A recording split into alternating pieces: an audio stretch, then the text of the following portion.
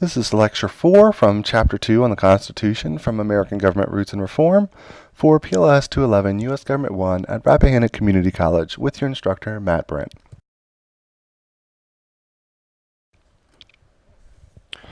Previously, we had gone through the various articles in the Constitution, and we leave off with the process of actually bringing this document to life, approving it, putting it into place, and making it law.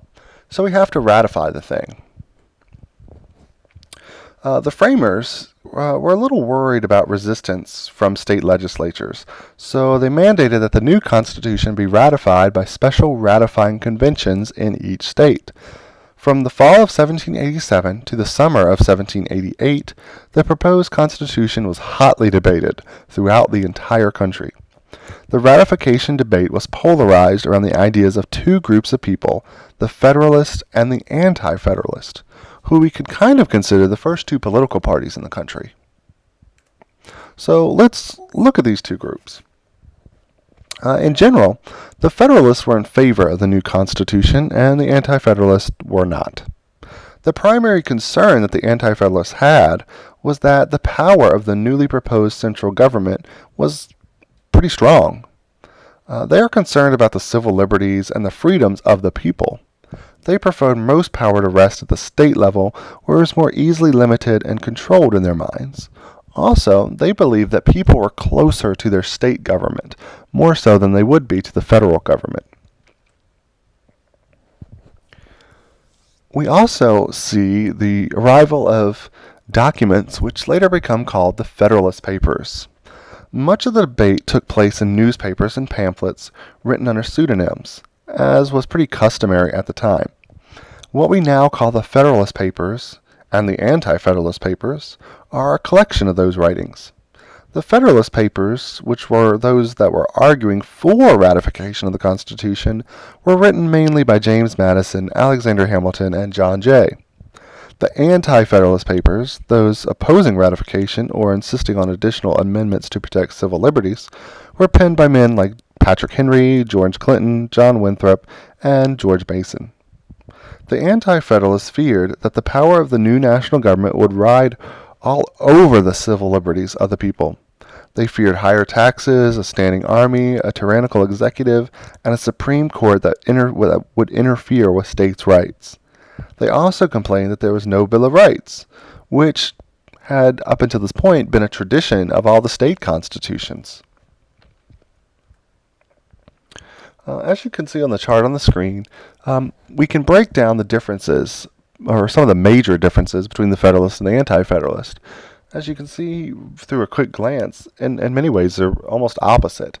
The Federalists were property owners, they were the rich folks, and the Anti-Federalists were not. They were the small farmers and the laborers. Under political philosophy, we see that the Federalists were pretty much elitist. They thought they were better than everybody else. Whereas the Anti-Federalists believed that the commoners were the ones who were truly the ones who should have power. They also saw the elitists as pretty corrupt, and so they wanted individual liberties to protect the common man from those elite people. In terms of the size of government or the type of government, the Federalists wanted the strong central government, two-house legislature, and the Anti-Federalists wanted a weaker federal government with a stronger state government because, as I said earlier, it's closer to the people. There's also mention of alliances on here, which one supported the French, which one supported the English, and so on. But these are by far not the only differences between the two, but they're the major differences.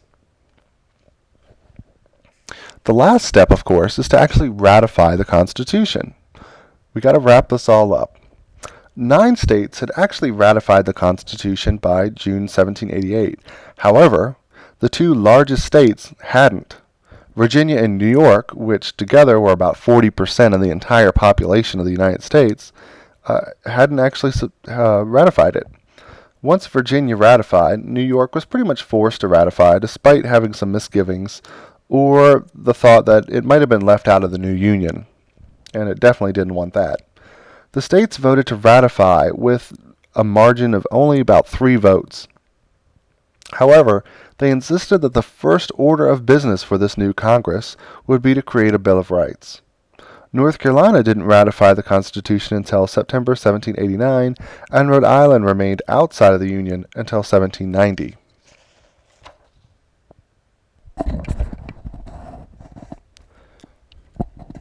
One of the neat things about the Constitution is that it can be amended. When we talked about the Articles of Confederation, one of the main problems was that it was very difficult to amend. You basically had to have everybody agree, and we know from life that rarely happens. So the framers of the Constitution set about a process to amend the Constitution that was nowhere near as difficult, but certainly it wasn't easy either. Once the Constitution was ratified, elections were held and the new Congress was seated. 12 amendments were immediately sent to the states for ratification. The first 10, now known as the Bill of Rights, were ratified by 3/4 of the states in 1791. 2 others weren't. One amendment was to enlarge the House of Representatives. It failed. The other prevented members of the House from raising their own salaries during their terms. This amendment was actually ratified by the states over 200 years later and is now the 27th Amendment. The Bill of Rights offers individuals specific protections of personal rights and liberties such as free speech, free press, religious liberty, and procedural safeguards for those accused of crimes. Article 5 outlines a 2-stage process for amending the Constitution, a proposal stage and a ratification stage, which we'll get to in just a moment. This, however, is basically a very difficult process. More than 10,000 amendments have been introduced in Congress over the years, and only 33 of them have got beyond the first stage, to be sent for the states for debate, and ratification. 27 of those were ratified, and 6 were defeated, including the Equal Rights Amendment. When we look at the process for amending the Constitution, there's a variety of different ways to do it. There are formal methods, such as those outlined in Article 5, and there's also other methods, which we'll get to. First, let's start with the formal. Article 5 sets out the amendment procedure. It's a 2-step process, proposal and ratification, and it's done on purpose to be deliberately difficult. The framers didn't want wholesale change, but instead, they wanted a document that would last.